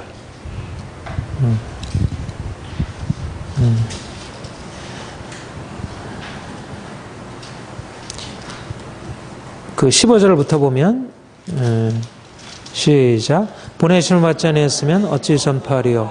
기록된 바 아름답도다. 좋은 소식을 전하는 자들의 발효함과 같으니라. 그러나 그들이 다 복음을 순종치 아니했도다. 이사야가 이르되 주여 우리가 전한 것을 누가 믿었나이까 했으니, 그러므로 믿음은 들음에서 나며 들음은 그리스도의 말씀으로 말미암아. 그러나 내가 말하노니 그들이 듣지 아니느냐? 그렇지 아니하니 그 소리가 온 땅에 퍼졌고 그 말씀이 땅끝까지 이르러니라 하였느니라. 그러나 내가 말하노니 이스라엘이 알지 못하느냐? 먼저 모세가 이르되 내가 백성 아닌 자로서 너희를 시기하게 하며 미라는 백성으로 너희를 노엽게 하리라 하였고, 이사야는 매우 담대하여 내가 나를 찾지 않은 자들에게 찾은 바 되고 내게 묻지 아니한 자들에게 나타났노라. 이스라엘에 대하되 순종하지 아니했고 거스려 말하는 백성에게 내가 종일 내 백성을 벌리러 하느니라. 그러니까 여기서 말하는 건 뭐냐면 이스라엘 백성들이 이렇게 이스라엘 백성들을 위한 하나님의 구원이 복음 전하는 자들을 통해서 이렇게 전파되고 있는데, 그들은 그 구원을 받아들이지 아니하고 오히려 그 구원이 이방인들에게 증거되었다는 것입니다. 그래서 이방인들이 그 구원에 이르게 되었다는 것을 얘기하고 있어요. 에베소서 2장 1절 봅시다. 에베소서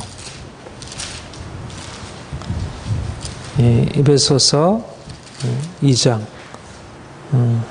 1절부터 5절 같이 읽겠습니다. 시작.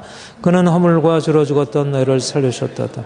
그때 너희는 이 가운데 행하여 이 세상 풍조를 따르고 공중의 권세 잡은 자를 따랐으니 곧 지금 불순종의 아들들 가운데 역사하는 영이라. 전에는 우리도 다 그 가운데서 우리의 육체의 욕심을 따라 지내며 육체와 마음에 원하는 것을 하여 다른 이들과 같이 본질상 진노의 자녀였더니, 긍휼의 풍성하신 하나님이 우리를 사랑하신 그 큰 사랑을 인하여 허물어 죽은 우리를 그리스도 안에서 함께 살으셨고 너는 은혜로 구원을 받은 것이라. 그다음에 1절부터 13절 시작. 그러므로 생각하라. 너희는 그때 유태하는 이방인이요 손으로 육체에 행한 할례를 받은 무리라 칭하는 자들로부터 할례를 받지 않은 무리라 칭을 받는 자들이라. 그때 너희가 그리스도 밖에 있었고 이스라엘의 밖에 사람이라. 약속의 언약들에 대해는 유인이요 세상에서 소망이 없고 하나님도 없는 자이더니, 이제는 전에 멀리 있던 너희가 그리스도 예수 안에서 그의 피로 가꾸어졌느니라. 이제 이방인들이 그렇게 육체의 욕심을 따라 지나고 하나님 앞에서 본질상 진노의 자녀였는데, 이제 이방인들에게 이제 구원이 나타나게 되었다는 것을 말하고, 이방인들이 이제 예. 이전에 상관없던, 그러니까 원래 선지자들의 예언은 누구에게 중심을 두고 예언하는 것이었죠? 이스라엘 백성들의 회복이었어요. 하나님의 구원이 이스라엘 백성들에 나타나서 이스라엘 백성들이 하나님의 구원을 받아서 하나님의 통치 아래서 살 것을 얘기하고 있었어요. 근데 오히려 이제 복음이 전파되었을 때는 이스라엘 백성들은 그 구원을 거절하고 이방인들이 그 복음을 받아들이게 되고 이방인들도 유대인들과는 다른 방식으로 죄와 심판 아래 놓여 있었던 것이죠. 하나님의 진노 아래 있었다면 이제 이방인들이 이제 긍휼을 걷게 되고 이제 새로운 삶을 살아갈 수 있게 된 것입니다. 이제 구원은 단지 이스라엘 백성들만을 위한 구약 예언의 성취가 아니라 모든 인류가 경험하는 율법의 저주로부터의 해방, 그 다음에 아담으로부터 인한 모든 심판으로부터 벗어나는, 그러니까 이제 구약에서 예언되는 구원, 죄와 심판에서부터 벗어난다는 구원이 이스라엘 백성들을 위해서 1차적으로 적용되었지만 이 죄사함의 구원의 역사가 단지 이스라엘 백성들만이 아니라 이제 이방인들도 역시 아담이 범죄한 이후로 모두 다 죄 아래 있고 하나님의 심판 아래 놓이게 되었는데 이 죄사함의 은혜가 그들에게 나타나게 되어서 그들이 이 구원 안에 들어가게 돼요. 그러니까 이방인이든 유대인이든 이제 예수 그리스도로 말미암아 죄로 말미암는 심판이 그들에게 사라지고 이 죄사함이라고 하는 근본적인 해결, 하나님이 사람들에게 주실 수 있는 근본적인 해결, 하나님의 통치의 핵심 뭐냐면 이 죄사함에 있다는 것입니다. 죄사함. 우리가 죄사함으로 말미암아 하나님의 통치 안으로 들어가서 하나님께서 우리를 다스리는 그런 세계를 우리가 경험하고 살아갈 수 있게 된다는 것. 그러니까 지금도 주님이 우리 인생 안에 찾아오셔서 이러한 그러니까 구원의 역사를 베푸시고 있는 것이죠. 그래서 우리가 이제 우리의 죄로 말미암아서 하나님의 심판 아래 있고 하나님과 상관없는 자가 되었는데 이제 하나님께서 우리에게 찾아오셔서 우리에게 예수 그리스도의 구원을 알리시고 그 피로 말미암아 죄 사함 받고 이제 하나님께 나가서 하나님을 섬기게 되고 실제적으로 하나님이 주시는 그 구원의 은총 안에 하나님의 통치 아래서 살아갈 수 있는 것이 이제 일어나게 되었다는 것. 이것이 바로 이제 복음이 이제 우리에게 주시는 구원의 의미라 이렇게 말할 수 있고요. 바로 이러한 구원이 현재적으로 우리에게 경험되고 있다는 것입니다. 하나님께서 우리에게 베푸시는 하나님의 그 엄청난 사랑. 우리가 전에 유대인들은 유대인들로서 율법을 거스려서 하나님의 심판 아래 놓였었지만 우리 이방인된 우리는 더 죄 가운데 살아왔잖아요. 우리가 태어날 때부터 그렇게 살아왔고 우리가 무엇이 죄인지도 제대로 알지 못한 채 왜 이렇게 고통을 당하는지도 알지 못한 채 그런데 주님께서 우리가 이렇게 고통당하는 그 근본 원인이 하나님을 떠난 죄로 말미암은 것이라는 사실을 알게 되고 이제는 하나님께 나아가서 우리의 죄를 고백하고 그분이 우리를 위해서 행하신 이 구원의 은총 안에 들어가게 될 때 이제 우리가 살던 육체의 고통과 우리의 삶의 모든 고통이 이제 예수 그리스도 안에서 그가 우리를 위하여 행하신 그리스도께서 우리를 위하여 대신 죽으심으로 말미암아 우리에게 부르신 그 놀라운 사랑, 하나님의 그 엄청난 긍휼과 그 사랑이 우리에게 부어지게 되고 그래서 우리에게 있었던 그 눌림과 고통과 두려움과 절망이 우리에게 사라지고 우리가 이제는 그분의 사랑과 은총 안에서 우리가 죄로 말미암아 인생의 모든 문제가 우리 안에 육체의 고통, 우리 인생의 모든 문제가 우리의 죄로 말미암은 것인데 그리스도께서 우리를 위해 죽으신 그 사랑을 우리가 받아들이고 날마다 그분 안에 우리 자신을 내어 맡기고 살 때 그 하나님이 우리를 향해서 베푸시는 놀라운 구원의 은총, 실제적으로 하나님의 통치 아래서 살아가는 우리의 삶의 모든 두려움과 절망이 사라지고 하나님의 사랑 안에서 우리가 위로받고 우리가 기쁨을 누리고 평강을 누릴 수 있는 그런 삶으로 하나님이 우리를 바꿔주신 것이라. 그러니까 첫 번째는 그러니까 하나님이 이스라엘 백성들을 그러니까 가장 근본적인 그러니까 구원의 근본적인 개념은 우리가 하나님을 떠나서 죄 가운데 있고 그래서 죄로 말미암아 하나님의 심판 아래에 있다는 것.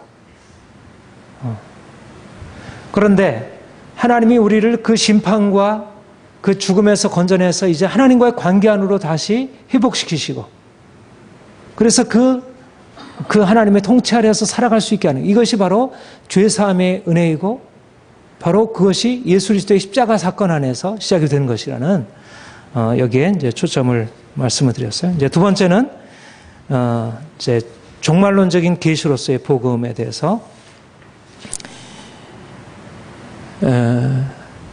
복음은 구약 예언의 성취이면서 동시에 단지 구약에서 말하고 있는 그런 죄 사함으로 말미암는 구원을 넘어서는 이제 우리가 구원을 받는다는 것은 단지 우리가 아담 이후에 죄로 말미암아 또 우리가 하나님의 뜻을 떠나서 삶으로 인한 그런 고통과 심판에서 벗어나서 자유케 되는 것만이 아니라 이제는 예수 그리스도께서 그분의 십자가로 말미암아 우리의 구속을 이루시고 그가 그 부활을 통해서 하늘 영광에 오르시고 이제는 부활하신 주님이 바로 우리를 그 부활의 영광으로 참여케 하셔서 이제 우리로 하여금 이 땅에 사는 자가 이제는 하나님의 영광, 하나님 자신의 영광에 이르게 되고 그 영광을 누리며 살아가는 존재로 우리를 바꾸신다는 것. 여기에 구원이라고 하는 것이 죄와 심판에서 벗어나서 우리의 죄사함을 받아서 우리 인생의 문제가 해결되는 것이 것만이 아니고 이제는 하나님 자신의 영광. 그러니까 인생의 문제가 해결되는 것을 넘어서서 이제는 하나님의 영광에 이르러서 우리가 하나님의 생명을 누리며 살아갈 수 있게 된다는 것. 여기에 이제 구원의 근본적인 것이 있고요. 그러니까 우리가 첫 번째 이 구원의 개념은 예수 그리스도의 십자가 사건, 우리를 대신하여 죽으신 예수 그리스도의 십자가 사건이 그 근본적인 초점이 된다면 복음은 예수 그리스도의 부활, 예수께서 우리를 위하여 죽으시고 그가 부활하셔서 우리가 부활하신 주님의 우리가 구원이라고 하는 것은 우리가 죄사함을 받고 우리가 진노와 심판에서 벗어나는 것만이 아니라 이제 하나님의 생명, 하나님의 영광에 참여해서 우리가 그 영광을 누리며 살아가게 된다. 여기에 구약에서는 구약의 이스라엘 백성들이 경험하지도 못했고 바라보지도 못했던 전혀 다른 차원의 구원의 개념이 우리에게 주어지는 것. 무엇보다도 복음은 예수 그리스도의 십자가의 복음일 뿐만 아니라 부활의 복음. 예수께서 우리를 위하여 부활하셨다는 것. 그가 부활하심으로 말미암아 이전에 알려지지 못한 영원한 생명이 나타나고 그 영원한 생명 안에 우리가 이제 참여하게 되었다는 것. 이것이 바로 예수 그리스도의 구원의 개념이라 이렇게 말할 수가 있습니다. 바로 복음은 바로 영원한 생명을 우리에게 말씀하고 있고 우리가 이제는 영원한 생명에 들어감을 말씀하고 있는 것입니다. 우리 비밀의 계시로서의 복음에 대해서 한번 성경을 찾아보도록 하겠습니다. 로마서 16장 로마서 16장 25절 26절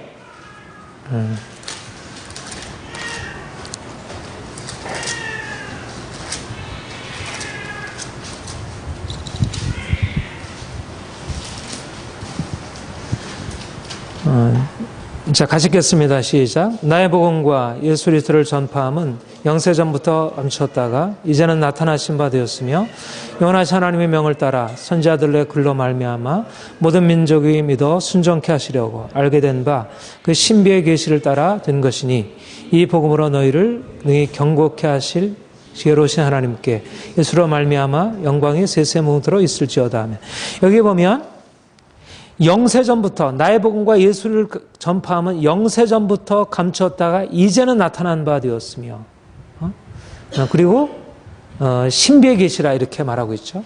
그러니까 복음이라고 하는 것을 영세전부터 감추었다 이제 나타나신 바 된 것으로 그렇게 설명을 하고 있고 고린도전서 2장 6절 7절 같이 읽겠습니다. 시작. 그러나 우리가 온전한 자들 중에서 지혜를 말하노니 이는 이 세상의 지혜가 아니요 이 세상에서 없어질 통치자들의 지혜도 아니요 오직 은밀한 가운데는 하나님의 지혜를 말하는 것이니 곧 감추었던 것인데 하나님이 우리의 영광을 위하여 만세전에 미리 정하신 것이라. 그 다음에 10절 같이 읽겠습니다. 오직 성령님이 성령으로 이것을 우리에게 보이셨으니 성령은 모든 것과 하나님의 깊은 것이라도 통찰을 하시느니라. 예. 거기 7절에 보면 오직 은밀한 가운데는 하나님의 지혜, 감췄던 것인데 우리 영광을 위하여 만세전에 미리 정하신, 만세전에 미리 정하신 감췄던 것이 이제 성령으로 말미암아 우리의 계시가 되었다는 것입니다. 만세전에 미리 정하였다가 그다음에 에베소서 3장 3절 에베소서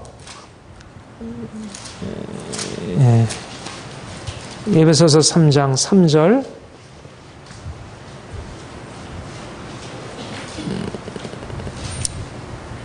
부터 5절 보겠습니다. 시작.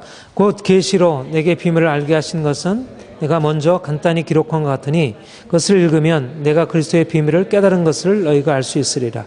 이제 그의 거룩한 사도들과 선지자들에게 성령으로 나타나신 것 같이 다른 세대에서는 사람의 아들들에게 알리지 아니했으니 여기 보면 사도 바울이 그리스도의 비밀을 깨달았다 얘기를 하면서 여기 5절에 보면 그의 거룩한 사도들과 선지자들에게 성령으로 나타나신 것 같이 다른 세대에는 사람들에게 알리지 아니하셨다. 그러니까 이전에 예수님께서 오셔서 십자가 구원을 이루시기 전까지는 이전에는 다른 세대는 아직 알리지 않으셨다는 것입니다. 아직 감췄던 것이라는 거예요. 이 비밀의 계시가. 그런데 이제 비로소 나타나게 되었다. 이렇게 얘기를 하고 있어요. 네, 8절, 9절, 10절 같이 읽겠습니다. 시작. 모든 성도 중에 지극히 작은 자보다 더 작은 나에게 이 은혜를 주신 것은 측량할 수 없는 그리스도의 풍성을 이방인에게 전하게 하시고 영원부터 만물을 창조하신 하나님 속에 감췄던 비밀의 경륜이 어떤 것을 드러내게 하려 하심이라. 영원부터 감췄던 비밀의 경륜이 이제 나타나게 되었다는 거예요. 측량할 수 없는 그리스도의 풍성.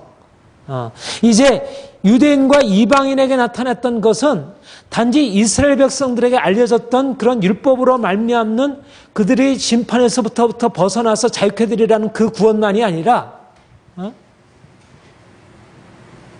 측량할 수 없는 그 구원이 그리스도의 그 구원이 영원부터 만물을 창조하신 하나님 속에 감췄던 그 비밀의 경륜이 이제 비로소 나타나게 되었다 말씀하고 있는 것이에요. 골로새서 한 곳만 더 보죠. 골로새서 2장 26절 27절 1장 26절 27절 같이 읽겠습니다. 시작. 이 비밀은 만대와 만대로부터 감췄던 것인데 이제는 그의 성도들에게 나타났고 하나님이 그들로 하여금 이 비밀의 영광이 이방인 가운데 얼마나 풍성한지를 알게 하심이라. 이 비밀은 너희 안에 계신 그리스도니 곧 영광의 소망이라. 이 비밀의 영광, 이 비밀의 영광이 이방인 가운데 나타나게 되었다. 중요한 사실은 영세전부터 감췄던 것이라니 이 비밀의 영광이 예수께서 오셔서 베푸시는 이 구원의 비밀의 영광이 영세전부터 감췄다가 영세전부터 비밀이다가 이제야 비로소 나타나. 이제란 언제냐 하면 예수 그리스도께서 오심으로 이제야 비로소 알려지게 되었다. 그런데 이 비밀이 언제까지 비밀이었냐면 다른 세대에서는 알리지 않았다. 다른 세대라고 할 때 이 다른 세대 안에는 구약의 율법과 선지자들에게도 아직은 이 비밀의 영광이 아직 계시되지 아니하고 이제 예수 그리스도께서 오셔서 이 비밀의 영광을 나타내시게. 근데 비밀의 영광이라는 말을 표현할 수가 있어요. 근데 영광이라는 말이 바로 뭐냐면 이 비밀의 영광이 바로 예수 그리스도. 너희 안에 계신 그리스도니 곧 영광의 이제까지 이제까지 감췄던 것, 구약의 다른 세대도 알려지지 않던 것이 이제 비로소 나타나게 되었고 이방인들에게 그것이. 근데 왜 그렇게 되었느냐 하면 바로 이전에는 물론 십자가로 말미암는 그 구원, 십자가 그 진노로부터 벗어나서 그들이 자유케 되는 그 구원도 이제 비로소 새롭게 처음으로 나타난 것이지만, 그 진노로부터 벗어나는 것도 처음으로 나타난 것이지만, 무엇보다도 이제 비로소 새로 알려지게 된 것이 바로 그리스도께서 오셔서 알리신 것이 이전에 알려지지 않았던 그 비밀, 그 계시. 그 계시란 말은 하나님 자신의 오심, 하나님 자신의 나타나심, 하나님 자신의 영광이 비로소 계시된 것이고요. 근데 이것이 나타난 게 어디냐면 바로 이것이 부활 사건이라는 것입니다.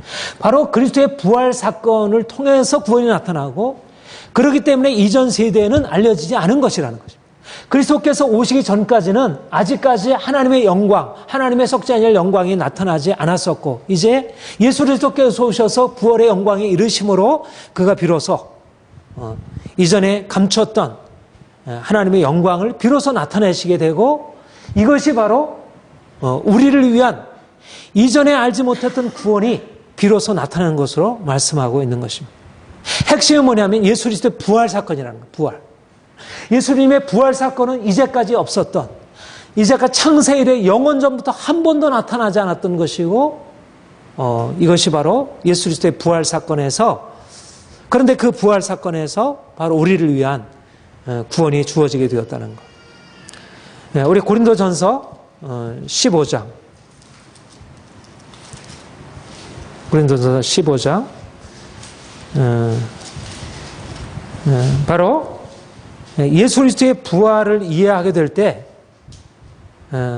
왜 구원이 놀라운 것인지를 우리가 합니다. 여기에 15장 42절 부터 우리 50절까지 한번 같이 읽겠습니다. 시작. 죽은 자의 부활도 그와 같으니 썩을 것으로 심고 썩지 아니할 것으로 다시 살며, 욕된 것으로 심고 영광스러운 것으로 다시 살며, 약한 것으로 심고 강한 것으로 다시 살며, 육의 몸으로 심고 신령한 몸으로 다시 살아나느니 육의 몸이 있은즉 또한 영의 몸도 있느니라. 기록된 바 첫사람 아담은 생명이 되었다는 같이 마지막 아담은 살려주는 영이 되었나니, 그러나 먼저는 신령한 사람이 아니요 육의 사람이요 그 다음에 신령한 사람이라. 첫사람은 땅에서 났으니 흙에 속한 자이거니와 둘째 사람은 하늘에서 났으니라. 무릇 흙에 속한 자들은 저 흙에 속한 자들과 같고 무릇 하늘에 속한 자들은 저 하늘에 속한 자들과 같으니, 우리가 흙에 속한 자의 형상을 입은 것 같이 또한 하늘에 속한 자의 형상을 입으리라. 형제들아, 내가 이것을 말하니 혈과 육은 하나님 나라를 이어받을 수 없고 또한 썩는 것은 썩지 않을 것을 이어받지 못하느니라. 52절까지 시작. 보라, 내가 너에게 비밀을 말하노니 우리가 잠잘 것이 아니요 마지막 나팔의 순식간에 호련히 변화되리니, 나팔 소리가 나매 죽은 자들이 썩지 아니할 것을 다시 살아나고 우리도 변화되리라. 여기에 바로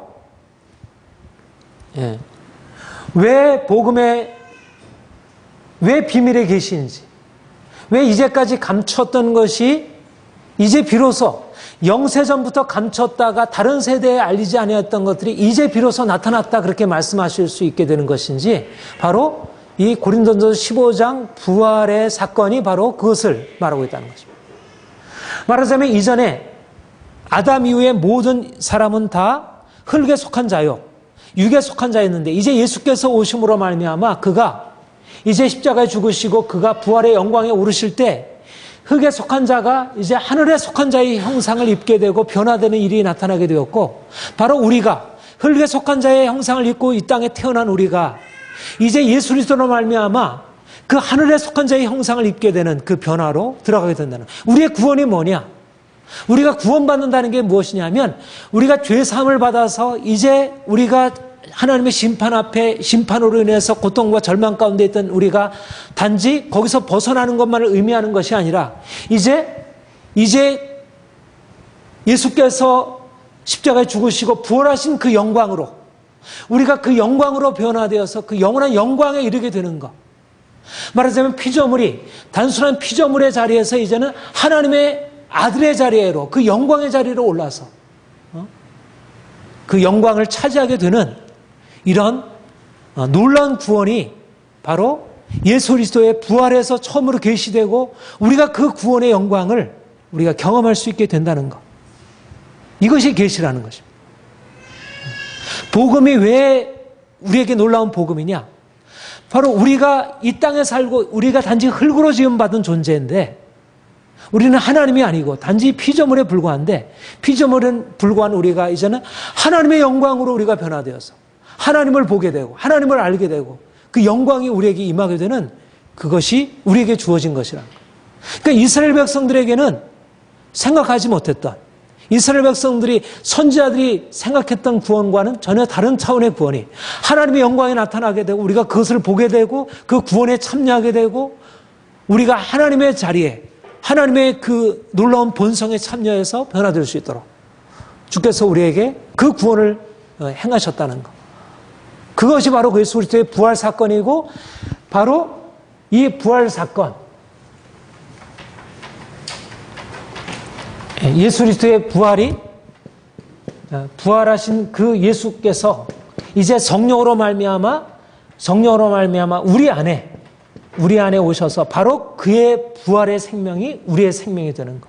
우리가 그 부활 생명으로 살아가게 되는 것. 이것이 바로 우리의 구원이란 무엇이냐? 우리가 심판에서 진노에서 죄 사함 받아서 이제 하나님의 평화를 누리게 되는 것만이 아니라 이제는 하나님의 생명이 우리에게 주어지고 우리가 그 생명으로 살아가는 이것이 하나님이 우리에게 하신 일이고 우리에게 앞으로 행하실 일이고 우리 고린도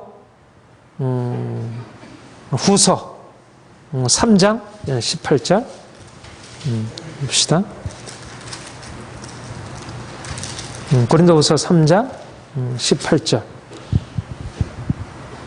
같이 읽겠습니다. 시작. 우리가 다 수건을 벗은 얼굴 거를 보는 것 주의 영광을 보며 그와 같은 형상으로 변해 영광에서 영광으로니 주영으로 말미. 그 다음에 4장 6절 시작.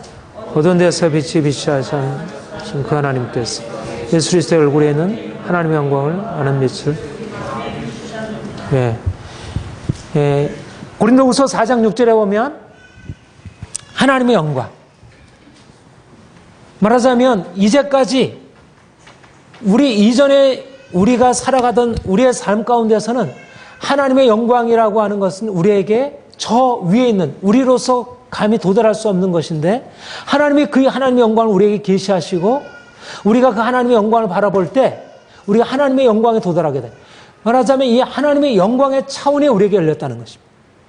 무엇보다도 구원이 우리에게 놀라운 것은 복음이 우리에게 말씀해 주는 것은 우리가 살아가는 이 세상의 차원이 아닌 하나님의 썩지 아니할 영광의 차원이 우리에게 열려져서 우리가 그것을 바라보게 되고 우리가 그것을 바라보게 될 때 우리가 그 영광으로 도달하게 되고 그 영광이 우리의 삶 가운데 미치게 되고 우리가 그 영광으로 하나 되는 말하자면 우리가 육체의 삶에서 우리의 육체의 삶에서 이제는 하나님의 영광의 영의 차원으로 우리가 바뀌어지게 된 것입니다. 예, 근본적인 대조. 그러니까 죄로부터 우리가 벗어나서 그 죄 사함의 은총으로 말미암아 심판에서 벗어날 뿐 아니라 이제는 육체의 상태에서 이제 주님과 연합해서 영원한 영광에 이르게 되는 이것이 바로 주님이 우리에게 예수 그리스도를 믿음으로 말미암아 이미 이 땅에서 우리가 누리게 될. 자, 빌립보서 3장.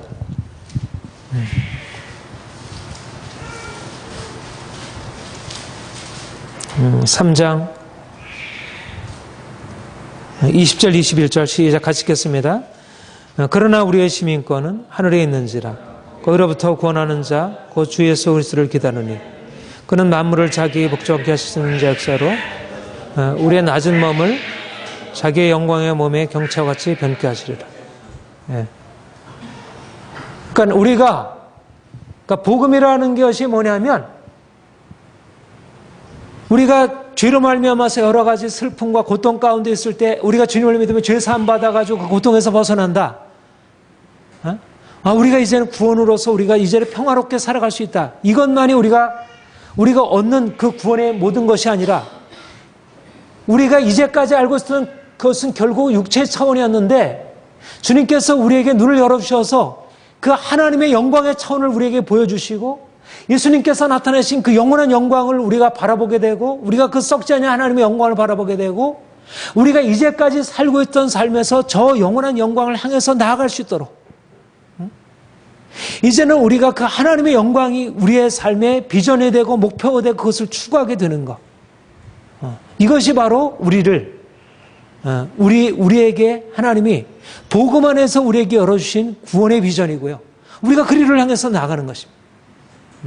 그리고 그게 바로 우리 안에 미래적으로만 그렇게 될 뿐 아니라 실제적으로 우리에게 현재적으로 우리가 그것을 향해서 이제 살아가게 되는 것이에요. 자, 그 3장 10절, 11절, 시작.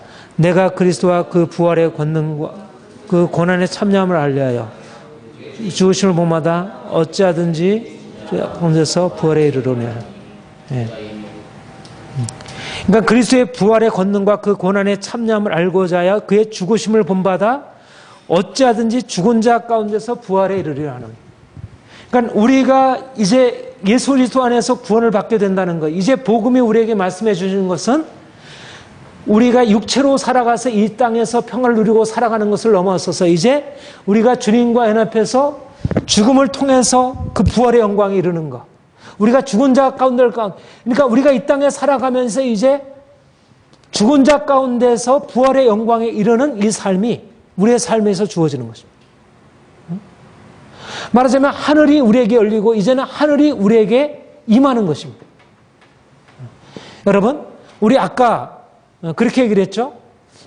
우리의 죄사함으로 말미암아 우리에게 하나님의 통치가 임한다 그랬어요. 통치가 임한다 그랬어요. 근데 바로 그러니까 죄사함으로 말미암아서 우리가 죄사함을 얻어서 하나님과 화목하게 된다는 게 뭐냐면 바로 하나님이 우리의 인생 안에 들어오셔서 하나님의 영광과 그의 능력과 사랑과 그 권능과 이것을 알리시는 것이고 우리가 하나님과 하나 되는 것을 의미해요. 그러니까 죄사함의 축복과 우리가 예수 그리스도와 함께 연합해서 죽고 하나님이 우리 안에 사시는 것이 함께 되는 것입니다. 말하자면 하나님의 통치라고 하는 것은 내가 예수 그리스도로 말미암아 죄사함을 받아서 내가 죄 가운데서 하나님의 심판에 있던 사람이 심판에서 벗어나서 이제는 생명 가운데 일어나는 것이고 그런데 그 생명이라는 게 뭐냐면 그 생명이라는 게 단지 육체 회복이 아니라 하나님의 임재 안에 들어가고 하나님의 영광이 우리 가운데 임하는 것이고 그 영광이 우리 가운데 나타나서 우리가 그 영원한 영광을 여기서 경험하고 맛보고 살아가는 것입니다. 그러니까 죄사함으로 말미암는 십자가의 죄사함으로 말미암는 구원과 우리가 주님의 부활에 연합해서 이 땅에서 누리는 그 생명의 구원은 초점이 십자가로부터 설명한 것인지 아니면 부활로부터 설명한 것인지 차이지 이게 같은 구원이라는 것입니다. 그러니까 구원을 이해할 때 우리가 우리의 죄의 문제로부터 우리가 심판 아래 놓였던 우리가 심판에서 벗어나서 자유케 된다는 방식으로 우리가 하나님의 통치 안에 살아간다 이렇게 말할 수 있고요. 또 우리가 주님과 연합해서 함께 죽고 이제는 부활의 영광에 우리가 이르러서 이제는 그 주님과 함께 연합하는 생명의 삶을 살아간다고 할 때도 그렇게도 설명할 수 있고. 근데 이 두 가지가 다 함께 다 같은 인데요. 그러나 이제 초점은 하나는 보다 우리 이 땅의 삶에서의 문제와 고통에서 우리를 벗어나는 것에 초점을 맞춰 있고 여기에 초점은 이제 우리가 나타날 장차 저 미래에 궁극적으로 우리가 주님과 함께 변화되어서 영광에 이르게 되는 그런 것을 지향하고 있고 이 점에서 초점이 좀 다른 것이죠. 아무튼 중요한 것은 뭐냐면 장차 우리가 그 영원한 영광에 들어가서 우리가 주님과 함께 영광을 누리는 것만이 아니라 현재적으로 그 부활의 영광 가운데 우리가 살아가고 있다는 것. 부활의 생명이 우리 가운데 임하고 있다는 것. 그것이 우리 고린도후서 4장 우리가 잘 아는 말씀 한번 살펴봅시다. 고린도후서 4장 예, 이것이 바로 4장 7절부터 11절 시작. 우리가 이 보배를 질그릇에 가졌으니 이는 심히 큰 능력은 하나님께 있고 우리에게 있지 아니함을 알게 하려 함이라.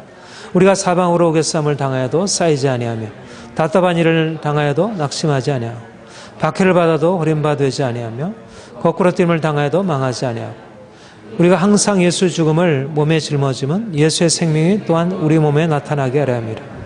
우리의 살아있는 자가 항상 예수를 위하여 죽음에 넘겨지면 예수의 생명이 또한 우리 죽을 육체에 나타나게 하려 함이라. 예, 그죠. 예. 예수의 생명이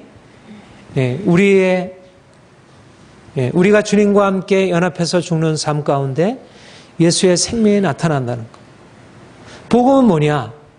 복음은 우리로 하여금 예수님의 그 부활의 생명이 우리의 삶의 경험이 되는 것.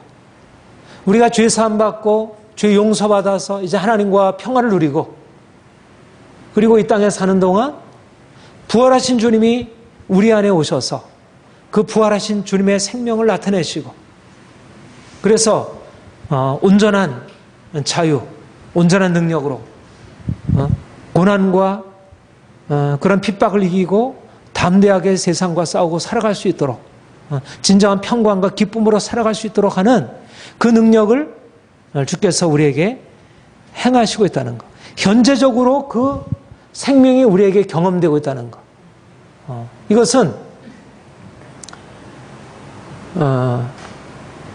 이제까지 영세전부터 감춰있던 하나님의 생명이 연약한 우리 인간에게, 질그릇과 같은 우리 인간에게 그 생명이 주어져서 그 생명으로 살아가는 존재가 되었다는 것. 그러니까 하나님이 바로 이 복음의 그리스도의 구원의 이 일들을 우리에게 지금도 아주 강력하게 나타내시려고 하고 있고 역사하고 있다는 것입니다.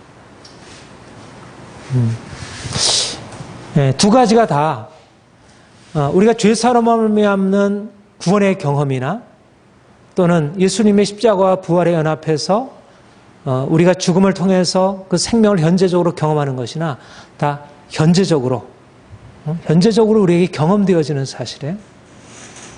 그러니까 복음이 예수 그리스도의 그 십자가의 은혜와 그 부활의 놀라운 생명의 역사를 현재적으로 우리에게 역사하고 있다는 것.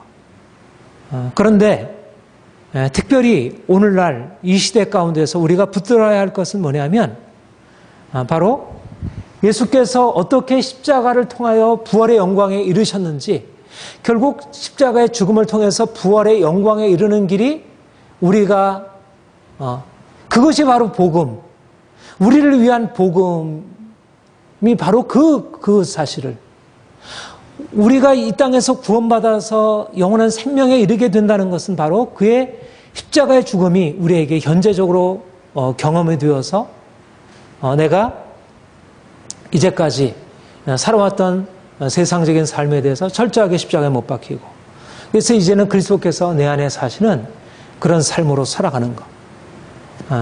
오늘날 이 복음이 우리의 삶 가운데 이제 경험되어질 때 실제적으로 영원한 생명이 현재적으로 어떤 것을 의미하는지 저는 이제 이번에 복음에 대해서 이렇게 이제 전체적으로 다시 이렇게 연구하고 강의를 준비하면서 더 분명하게 느끼게 되는 것은 그 복음이 얼마나 복음에서 말하고 있는 구원이 얼마나 실제적으로 현실적으로 우리의 삶을 위한 것인지를 보게 되었어요. 그러니까 예수님을 믿음으로 말미암아 우리가 죄 사함을 얻어서 하나님과 화목하게 되고 우리 인생의 문제에서 벗어나는 것도 얼마나 실제적인 것인지 그리고 우리가 주님과 연합해서 우리가 십자가를 지고 우리가 이 세상에서 철저하게 육체로 십자가에 죽고 예수님의 생명이 우리 안에 역사된다는 것이 얼마나 실제적인 것인지 이것은 전혀 다른 차원의 것이면서도 너무나도 실제적인 것이라는 것. 그래서 우리가 이 복음의 그 진리를 좀 더 실질적으로 우리의 삶에 좀 누렸으면 하는 그런 마음이 있고 그런 기대가 있습니다.